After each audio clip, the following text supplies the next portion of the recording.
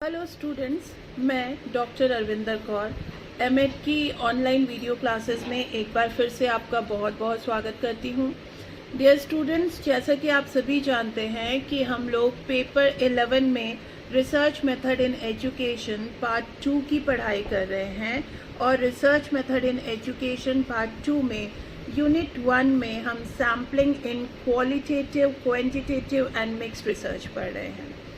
तो ये जो फर्स्ट यूनिट है sampling in qualitative, quantitative and mixed research, इसमें हम पिछले क्लासेस में और पिछले वीडियोस में पढ़ चुके हैं कि पॉपुलेशन क्या होता है, पॉपुलेशन के टाइप्स क्या होते हैं, सैम्पल क्या होता है, सैम्पलिंग यूनिट्स क्या होते हैं, सैम्पलिंग फ्रेम क्या होता है, सैम्पलिंग साइज क्या होता है। इसके साथ साथ मैंने आपको characteristics, needs and advantages of sampling के बारे में भी बताया है, लिमिटेशन ऑफ सैम्पलिंग के बारे में भी बताया है। रैंडमाइजेशन के बारे में पिछले वीडियो में मैं आपको बता चुकी हूँ। आज के वीडियो में जिस टॉपिक को हम डिस्कस करेंगे वो है सैम्पलिंग एरर।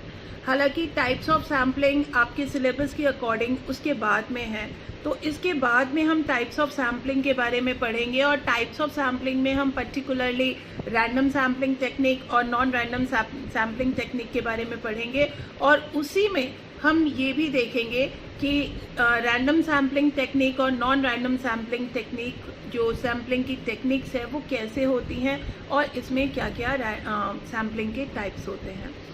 लेकिन आज के वीडियो में हमारा आज का टॉपिक है सैम्पलिंग एरर, जिसको हम बहुत ही शॉर्ट में पढ़ेंगे क्योंकि हमारे सिलेबस में ये बहुत ज़्यादा लंबा नहीं है।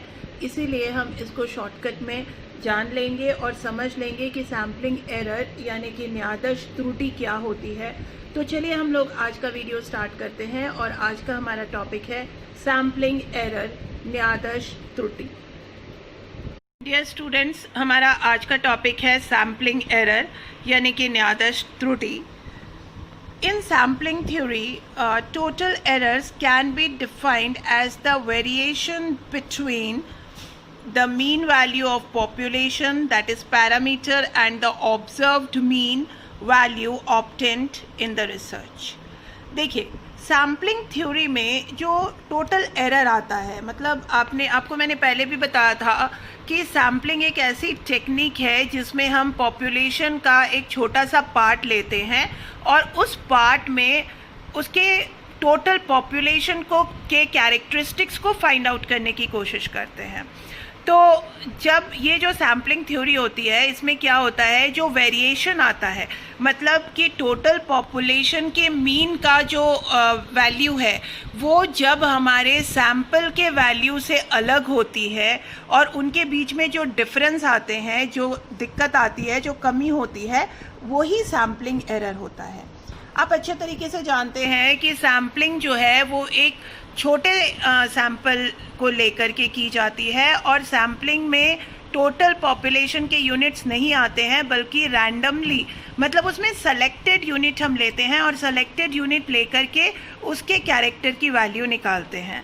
तो कहने का मतलब ये है कि जो सैंपल के कैरेक्टर की वैल्यू और टोटल पॉपुलेशन के कैरेक्टर की वैल्यू में जो फ़र्क आता है, जो डिफरेंस आता है, उसे ही हम सैम्पलिंग एरर कहते हैं। वही हिंदी में यहाँ पे मैंने लिखा है, न्यादर्श सिद्धांत में कुल त्रुटि को जनसंख्या के औसत मूल्य और अनुसंधान में प्राप्त किए गए औसत मूल्य के बीच में भिन्नता के रूप में परिभाषित किया जा सकता है। Any survey involving collection or the analysis of the data is subject to a number of errors. किसी भी सर्वेक्षण में संग्रह या डेटा का विश्लेषण कई त्रुटियों के अधीन है। ठीक है, ये जो एरर्स होते हैं, इन एरर्स को दो पार्ट में डिवाइड किया जाता है। जब भी आप स्टैटिस्टिक्स में या रिसर्च में जब आप डेटा एनालिसिस करते हो तो दो तरह से सैम्पलिंग थ्योरी में एरर होते हैं। एक एरर होता है सैम्पलिंग एरर, जो कि न्यादर्श त्रुटि होती है, और एक होता है नॉन सैम्पलिंग एरर। ठीक है, हालांकि हमें सैम्पलिंग एरर पढ़ना है, लेकिन फिर भी हम अपने नॉलेज के लिए, अपनी जानकारी के लिए इन दोनों के बारे में जानेंगे कि सैम्पलिंग एरर क्या होता है और नॉन सैम्पलिंग एरर क्या होता है। सैम्पलिंग एरर क्या होता है, आइए हम लोग इसको क्लियरली जानने की कोशिश करते हैं कि सैम्पलिंग एरर क्या होता है। Sampling error arise from the fact that only a part of population is used for estimation।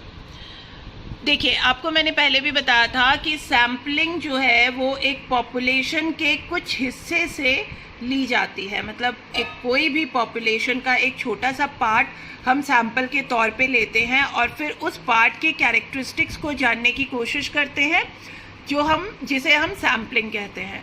तो सैम्पलिंग एरर जो होता है वो इसीलिए अराइज होता है क्योंकि हम टोटल पॉपुलेशन नहीं ले रहे हैं, हम कंप्लीट पॉपुलेशन नहीं ले रहे हैं, हम उसके हर एक यूनिट की पड़ताल नहीं करके उसके कुछ यूनिट की पड़ताल कर रहे हैं। तो इस वजह से जो हमारी त्रुटि होती है, इस वजह से जो हमारा एरर आता है वो हमारा सैम्पलिंग एरर कहलाता है। So whatever may be our degree of cautiousness in selecting a sample and in recording its details, there will always be a difference between a parameter and its corresponding estimate obtained from the sample value।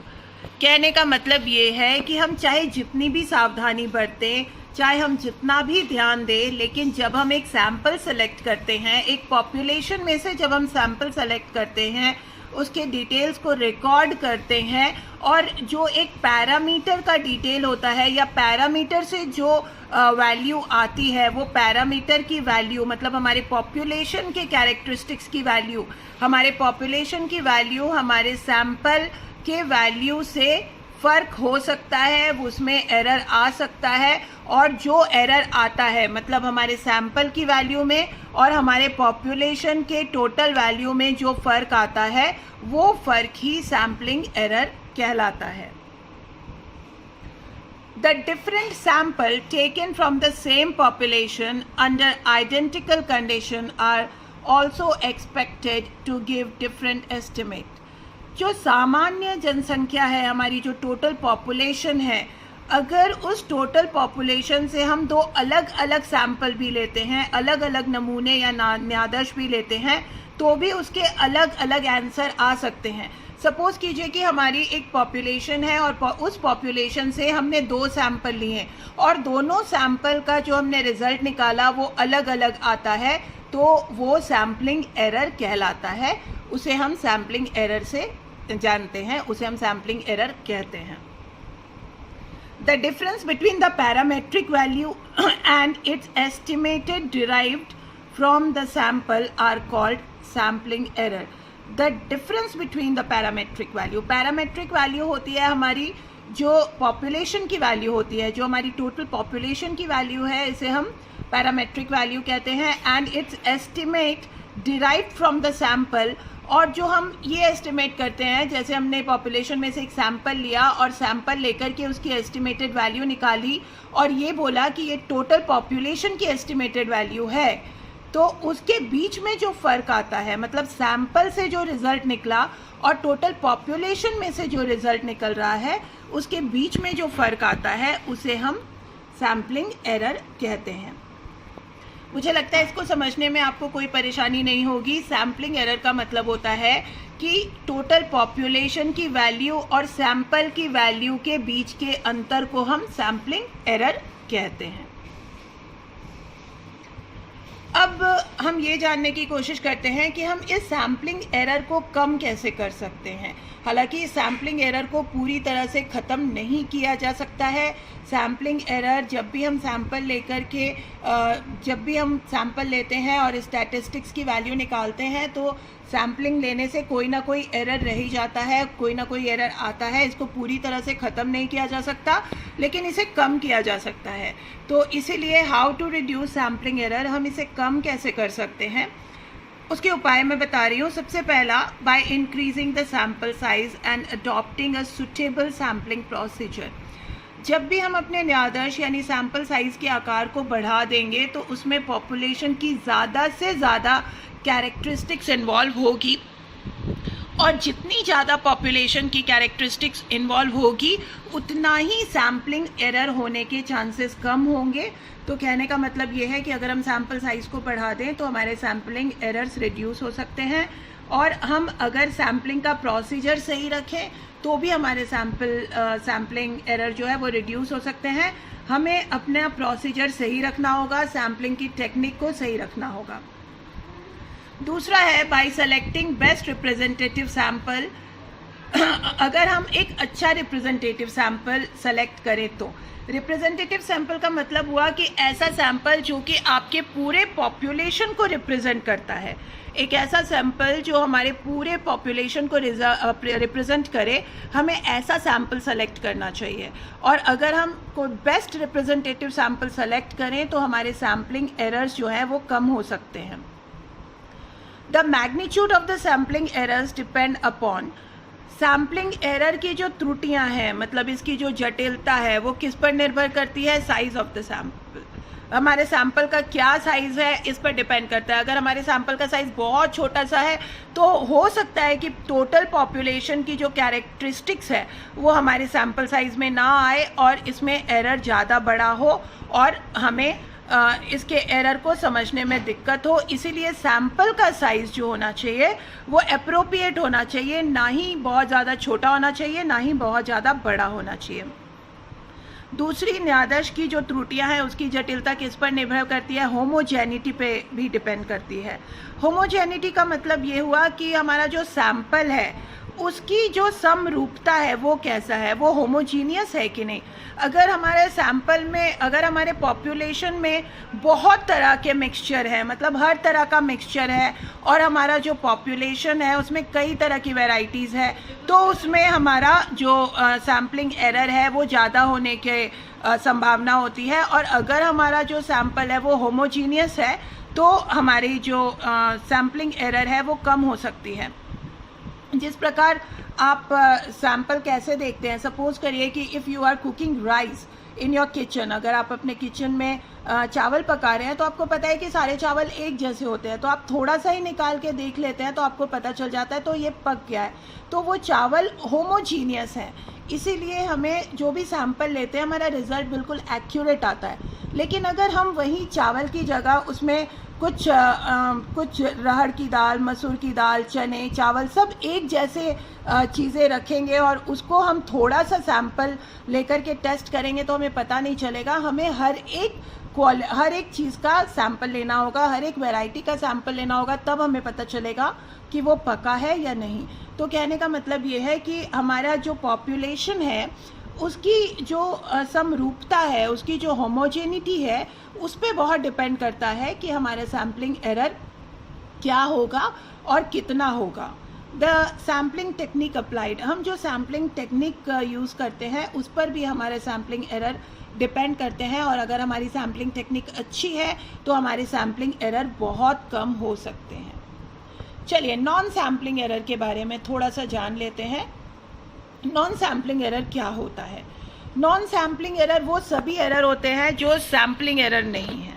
कहने का मतलब ये है कि the error mainly arise at the stage of data collection. जब data collection के stage पे, data processing के स्टेज पे जो भी एरर्स होते हैं वो सारे नॉन सैम्पलिंग एरर कहलाते हैं। मतलब जो एरर सैम्पलिंग के एरर नहीं है और रिसर्च के दौरान या डेटा एनालिसिस के दौरान अगर ये एरर आ रहे हैं तो ये नॉन सैम्पलिंग एरर है। Non-sampling error are present in both sample survey as well as incomplete numeration. Non sampling error कहीं भी हो सकता है, सैम्पल सर्वे में भी हो सकता है और ये पूरे टोटल न्यूमरेशन में भी हो सकता है। मतलब टोटल जो आप रिसर्च कर रहे हैं, रिसर्च के किसी भी पार्ट में, डेटा एनालिसिस के किसी भी पार्ट में ये एरर हो सकता है। ये एरर्स क्यों आते हैं, ये एरर्स कहाँ कहाँ आ सकते हैं? तो लोकेशन ऑफ द यूनिट, जो हमारी इकाइयाँ हैं, जो हमारे यूनिट्स हैं, उसकी क्या लोकेशन है, इसकी वजह से भी एरर आ सकते हैं। हमारे जो सर्वे की क्या प्लानिंग है, हमने किस प्रकार से सर्वे किया है, हमने सर्वे में किस किस को लिया है। हो सकता है कि हम वो क्वालिटी ना लें जिसकी जांच हमें करनी है अपने रिसर्च में, तो भी हमारे नॉन सैम्पलिंग एरर आ सकते हैं। डिफाइनिंग वेरियस टर्म्स, जब हम अलग अलग टर्म्स को परिभाषित कर रहे हैं, डिफ़ाइन कर रहे हैं और उस समय हमने उस चीज़ को नहीं लिया है जो होना चाहिए, तो भी नॉन सैम्पलिंग एरर आ सकते हैं। अगर हम इंटरव्यूज़ ले रहे हैं अपने डाटा में और उस डाटा के इंटरव्यू में हमने प्रॉपर ट्रेनिंग नहीं दी है, या हमारे डाटा के क्वेश्चन में गलती है, हमारे इंटरव्यू से जो हम सवाल कर रहे हैं उसमें गलती है, क्वेश्चनेयर गड़बड़ है, तो भी हमारे ये नॉन सैम्पलिंग एरर्स आ सकते हैं। चलिए हम ये भी देख लेते हैं कि नॉन सैम्पलिंग एरर को भी कैसे कम किया जा सकता है। तो नॉन सैम्पलिंग एरर को कम करने के लिए एक बहुत ही नॉर्मल सा तरीका है कि by employing qualified, trained and experienced personnel, आपको योग्य, प्रशिक्षित और अनुभवी व्यक्ति को नियोजित करना होगा डाटा कलेक्ट करने के लिए। मतलब जो डाटा कलेक्टर होगा वो ट्रेंड होना चाहिए, वो एक्सपीरियंस्ड होना चाहिए। By increasing efficiency in supervision, supervision में आपको अपनी इफ़िशियंसी इंक्रीज़ करनी होगी।